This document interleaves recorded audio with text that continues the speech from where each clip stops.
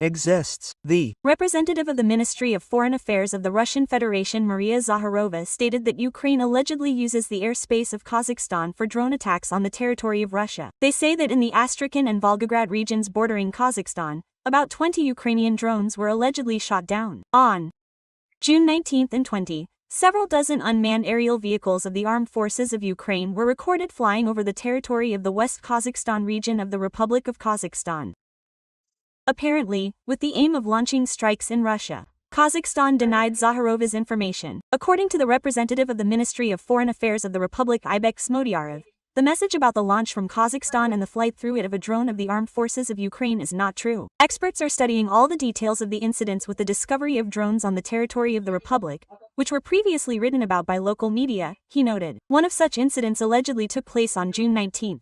According to Kazakh media, law enforcement officers are conducting an investigation after finding an object similar to fragments of a BP in a deserted area of the Karakia district. Earlier, at the end of March, a similar incident occurred in the West Kazakhstan region, which borders 5 Russian regions.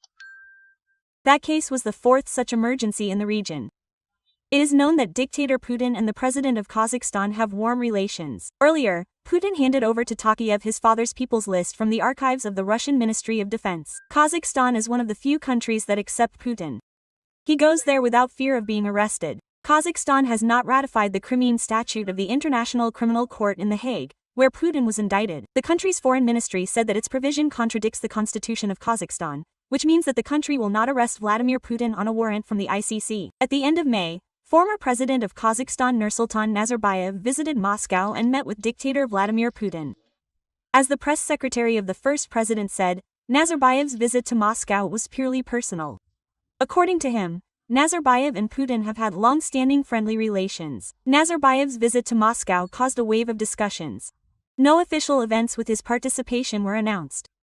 But later the Kremlin press service published a video where Nazarbayev and Putin hugged in greeting. On June 5, flying objects were seen over Kazakhstan, Kyrgyzstan and the aggressor country of Russia. above the stop. Flying. Here I am walking now, brother. What time is it? 10 o'clock. I'm going to another prayer, brother. What children are flying? Where or what? Information spread online that this is a Russian experimental ballistic missile Oрешnik. The Ministry of Defense of Kazakhstan denied the report of a missile and emphasized that no violations of Kazakhstan's airspace were recorded. The Ministry of Defense suggested that the glowing objects in the sky are the remains of debris from a spacecraft. These phenomena are similar to the remains of spacecraft debris entering the atmosphere or a meteorite stream.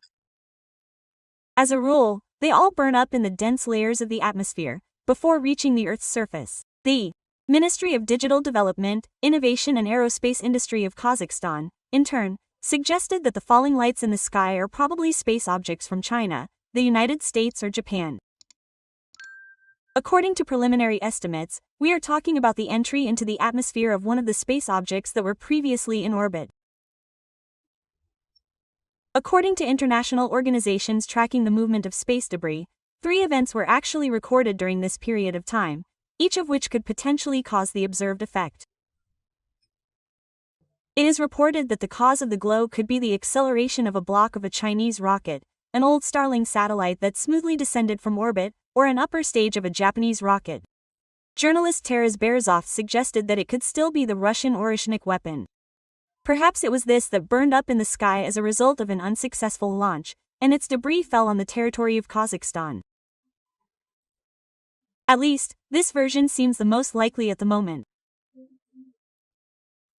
Earlier, the FR publication reported that the Russian Federation launched an Oрешnik ballistic missile towards Kyiv. However, it fell on Russian territory. At the end of May, the former president of the Republic of Kazakhstan Nursultan Nazarbayev visited Moscow. There he met with Russian dictator Vladimir Putin. Their conversation was secret. This meeting shocked the Kazakh public. According to the Kazakh publication Respublika, Nazarbayev visited Russia for a reason. One of the reasons is the rumors that the next presidential elections in Kazakhstan may be held much earlier than required by the constitution. The publication's sources previously reported that some very influential department received an order from the presidential residence to begin preparations for early presidential elections in 2027-2028. And according to some information, early presidential elections may be held even earlier, in 2026. It is noted that the current president Kassym-Jomart Tokayev is categorically against this idea. The publication suggests that Putin could have invited Nazarbayev to Moscow to exert moral and political pressure on Jomart Tokayev's braids. The article notes that all that remains is to watch the further development of events and the struggle for the post of president of Kazakhstan. Note that in a recent interview, the president of Kazakhstan Kassym-Jomart Tokayev said that he was going to leave his post in 2029. According to him, this is not only the demands of his people, but also his personal desire.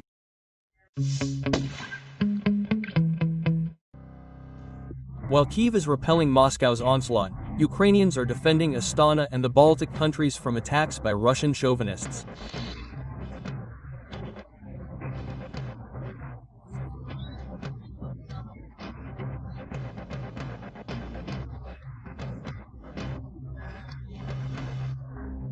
Kazakhstan, unlike Lukashenko, who surrendered the country with all his might.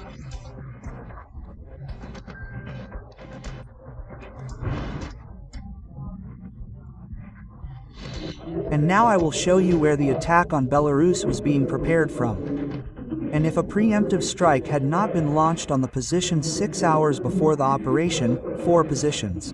I will show you a map now. Privas, Zmart Tokayev, relying on China, from time to time gives a resounding slap to the bunker. It is calculated that if the right of a nation to self-determination is actually realized throughout the globe, then instead of 193 states that are currently part of the United Nations, more than 500 or 600 states will emerge on Earth. Previously, the Kremlin, under the cover of the CSTO, has already introduced troops into Kazakhstan before the suppression of the January 2022 protests in major cities. Then the Russian occupiers killed hundreds and wounded thousands of Kazakhs.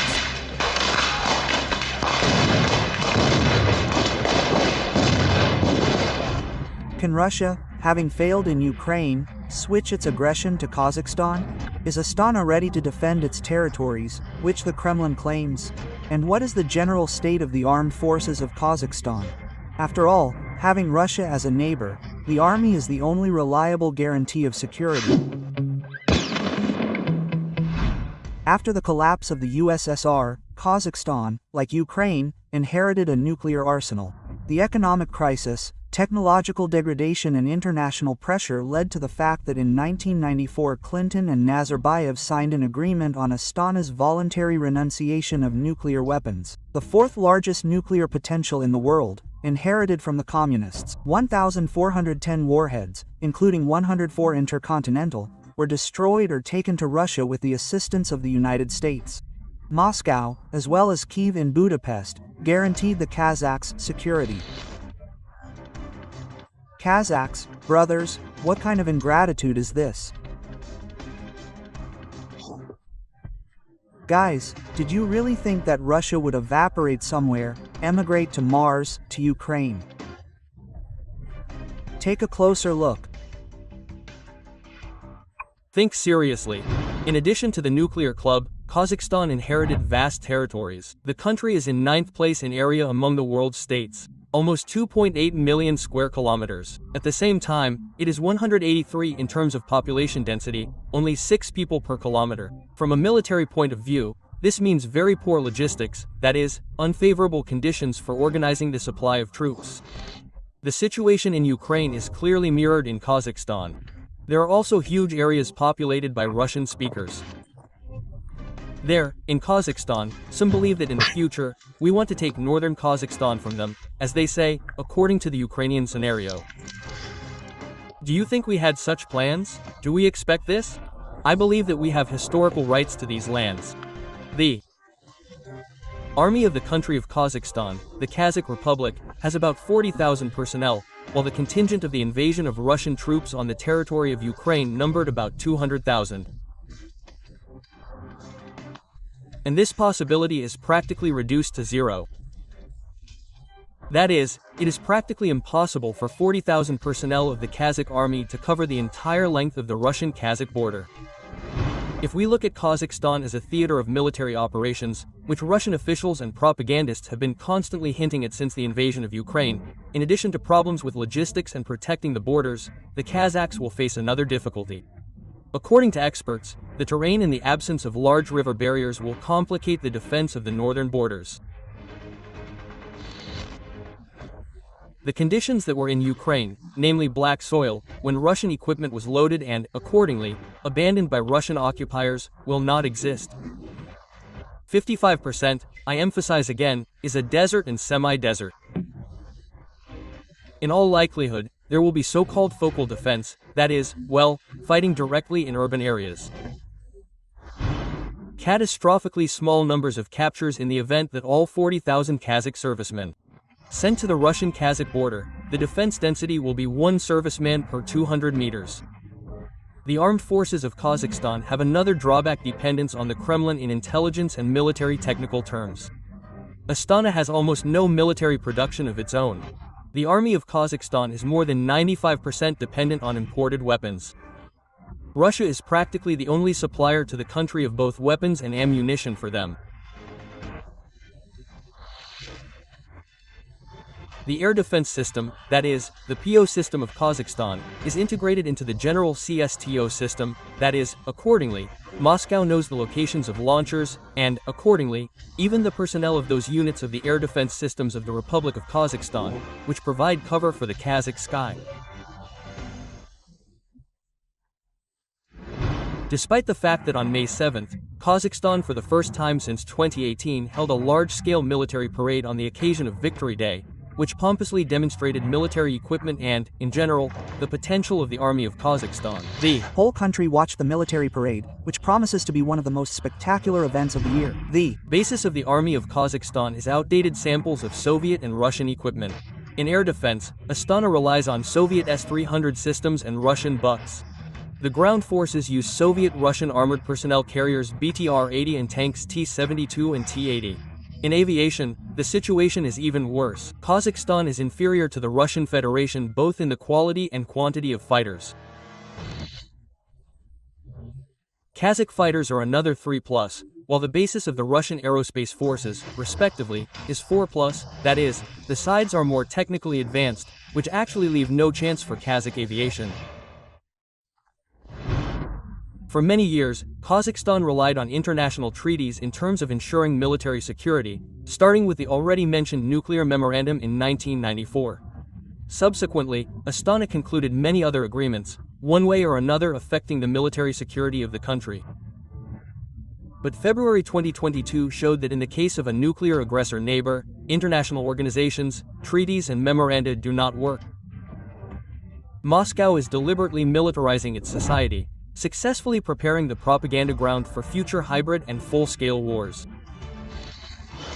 I was laughing at the time about how it couldn't be, well, Kazakhstan and America, well, a military laboratory, no, but for now they exist.